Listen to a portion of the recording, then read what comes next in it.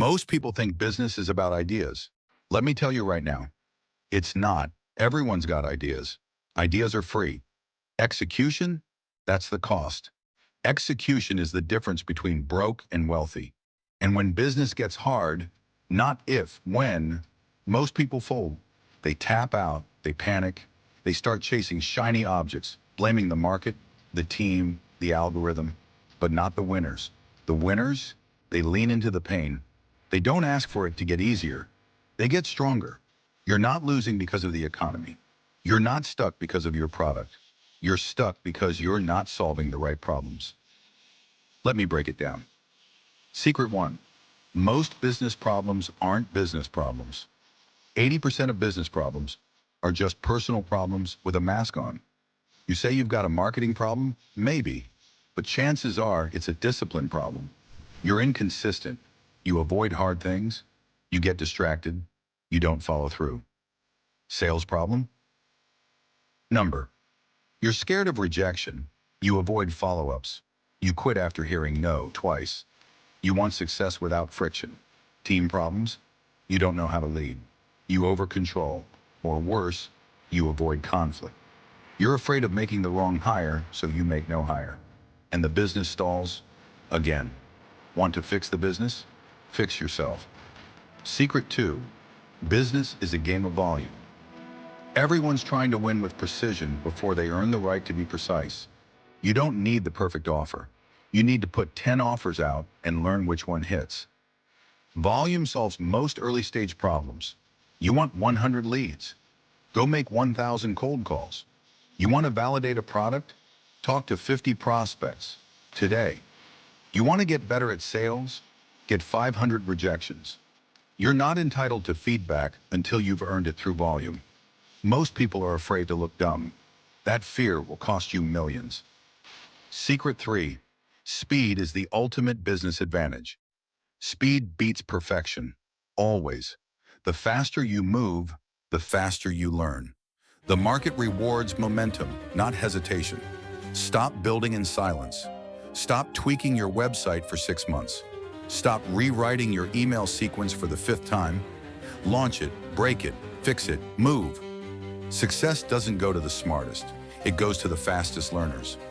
Secret 4, solve for skills, not feelings. People say they're overwhelmed. That's a feelings-based answer. What you need to ask is, what skill do I not have that makes this feel hard? If you're bad at copy, learn copy. If you're bad at sales, role play until your pitch is tight. If you can't hire, study leadership. Treat every problem like a skill gap, not a flaw in your personality. And here's the beauty of skills. They're transferable. Learn once, earn forever. Secret 5, fall in love with boring. Everyone wants to go viral. Everyone wants the $1 million brand. But no one wants to do the boring, consistent, repeatable work that actually builds wealth.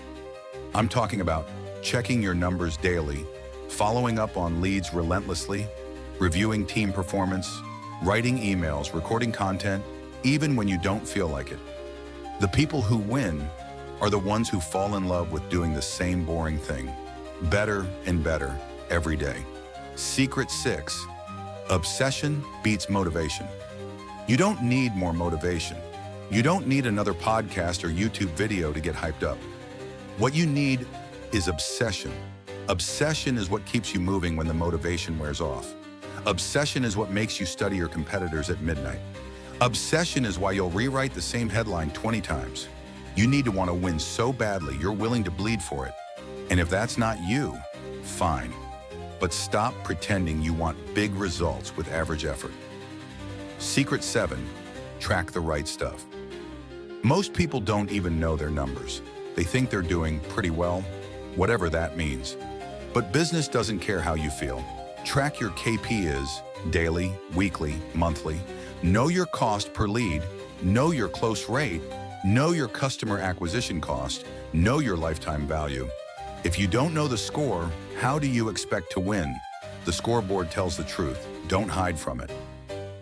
Secret 8, people problems are scaling problems. If you can't delegate, you're the bottleneck. If you can't hire, you'll burn out. If you can't lead, you'll build a revolving door of talent. You don't scale a business, you scale people. And people only scale when you grow into someone who can lead them. Leadership isn't about charisma, it's about clarity, accountability, and consistency. Learn to set the vision, set the standard, hold the line. Secret 9, nobody's coming. Harsh truth, nobody's coming to save you. Not your mentor, not your coach, not some agency, not some secret hack. You are the solution. You are the bottleneck. You are the engine. The sooner you accept full ownership, the faster you grow. Everything is your fault. And that's the difference between winners and losers. Amateurs wait, pros work. Most people think they're not ready. They wait for confidence, wait for clarity, wait for the perfect time. Let me save you some time. Confidence is a byproduct of doing. You don't feel ready because you haven't moved. Pros don't wait to feel good. They do the work, tired, scared, uncertain, because they understand one truth. Reps build results. You can't journal your way to clarity. You can't meditate your way to momentum. You earn it by moving fast, often, loudly. You don't need another course. You don't need another podcast. You don't need to get organized. You need to do it. That's it. Doing creates feedback. Feedback creates insight. Insight creates growth. Every hour spent planning without action, that's just a delay dressed up as productivity. This isn't a strategy problem. It's an execution allergy. And the harsh truth, nobody cares about your dreams, not yet.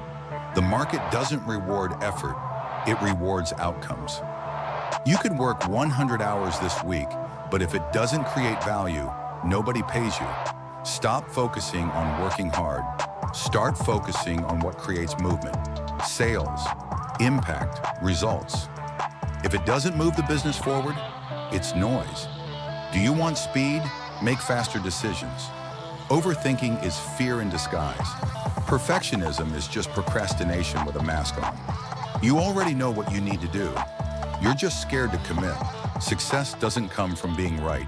It comes from being willing to be wrong, fast. Decide, learn, adjust, move. That's the loop. That's the game. The longer you hesitate, the longer you stay stuck. So stop thinking in quarters. Start thinking in days. Can you win today? Can you do 3 needle-moving things today? Because when you win enough days, you win the week. Win the weeks, you win the month. Win the months? That's how you build a machine. It's not the motivation you need. It's consistency. One focused, brutal day at a time. Here's your move. Right now, not later. Pick one action that matters and do it. Not tomorrow, not Monday. Now make the call. Send the pitch. Post the offer. Push it live. And when that's done, do it again tomorrow. Stack the wins. Build the habit. That's how you become unstoppable. If this hits you, do one thing. Like it, share it, subscribe. This isn't hype, it's a movement. And we've got 9 more to go. Drop a comment if you're locked in, and I'll see you in the next video. Let's build something great. Yeah, people only root for those who don't need to be rooted for.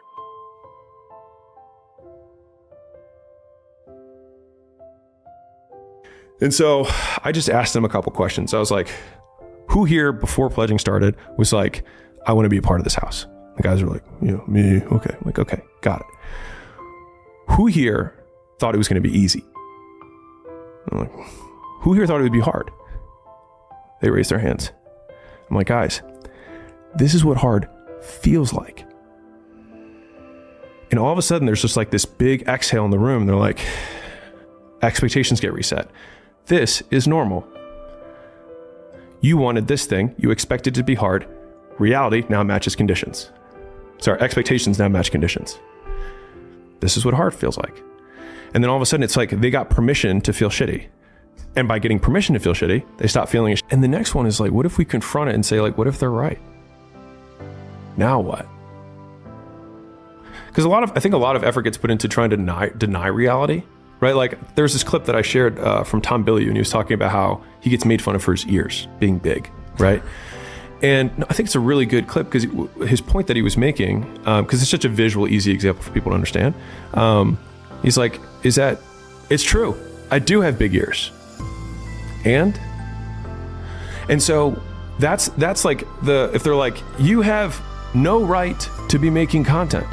Are they right? Okay. And Yeah. I'm still going to do it anyways. Because the thing is, like, one of the things that I had earlier on in my career was like, I didn't think I was a really good person. Like, I was like, I'm not a good person. Yeah, like some people are like, yeah, I just had that, right? And I had a history, whatever. And one of the things that gave me a lot of respite or relief from that kind of thought process was like, that's okay. Because I can still do the things that create success and not deserve it and still get it. And that actually felt very powerful for me because it was like, I don't have to deserve the success. I can still just do the stuff that gets it. It's like, you don't have to deserve the girl, but you can still do the things that get her. And do you deserve her when you have her? I don't know. Who knows? I hate the word deserve to begin with, right? Yes. But like that concept, because also I could segue into like gratitude around like, if you think you deserve it, then you don't enjoy it. But that has been super powerful for me, which is like, what if they're right?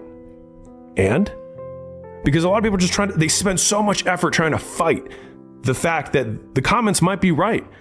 This might have been a fucking terrible thumbnail. Yep. You know what? This might have been a boring video. This post might have been regurgitated content. This post might have been inspired too closely by someone else's post, right? What if they're right? And does it make me a piece of shit? What if it does? And I hear stats like that and I just think, man, it is so easy to win.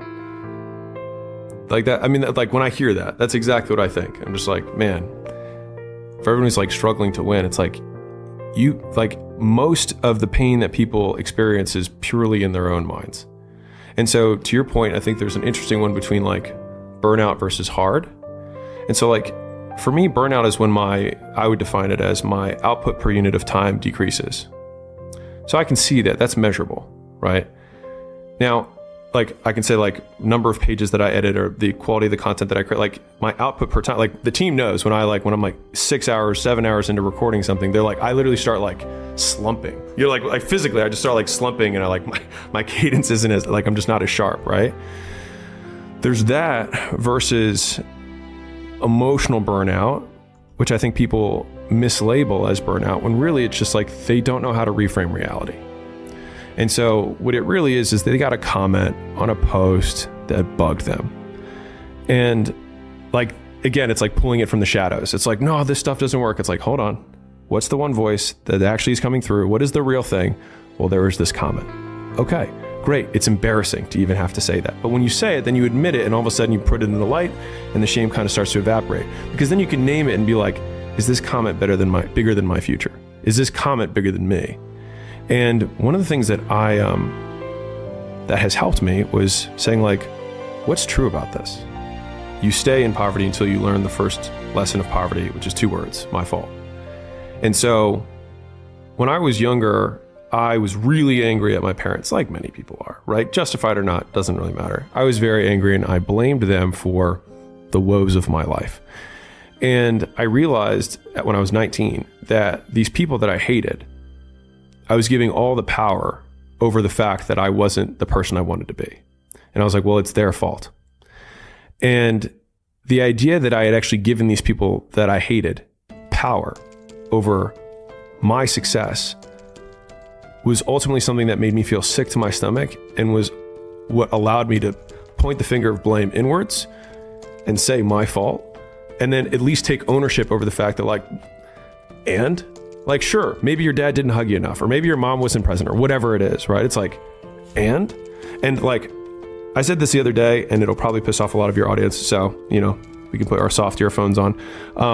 Like, if you suffered from racial inequality, if you suffered from gender inequality, if you suffered from being born in Bangladesh, if you were sexually abused your entire life, you would be completely justified in the fact that you are not achieving the things that other people who didn't have those disadvantages have achieved. And I say this as a white guy who was born in America to a doctor father. I understand that. But to the same degree, you have the opportunity that Chris nor I have, which is that you can be an inspiration to people who went through the same thing and succeeded, despite those circumstances. Because I can promise that there is somebody who has had it worse and has done it better. And I think that one single point of proof, and like there's a global point of proof that you can look for sure, but like you can be that very local point of proof in your community or sub-community. And I think as soon as we shed that, that's like, I'm a big fan of power follows the blame finger. So like wherever you point the blame finger is where the power follows. And so it's like if you point it at the government has the power. If you point it at your spouse and say like it's their fault that I'm not in shape, it's their fault, they never let me do anything, it's like, well, you're giving them all the power. And so it's like until you're like it's my fault, it also becomes my responsibility. What is? What if it's not your fault? It doesn't matter. And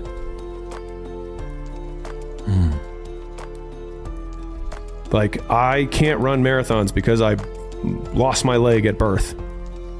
And either you can just never try, or you put the metal thing on and you do it anyways.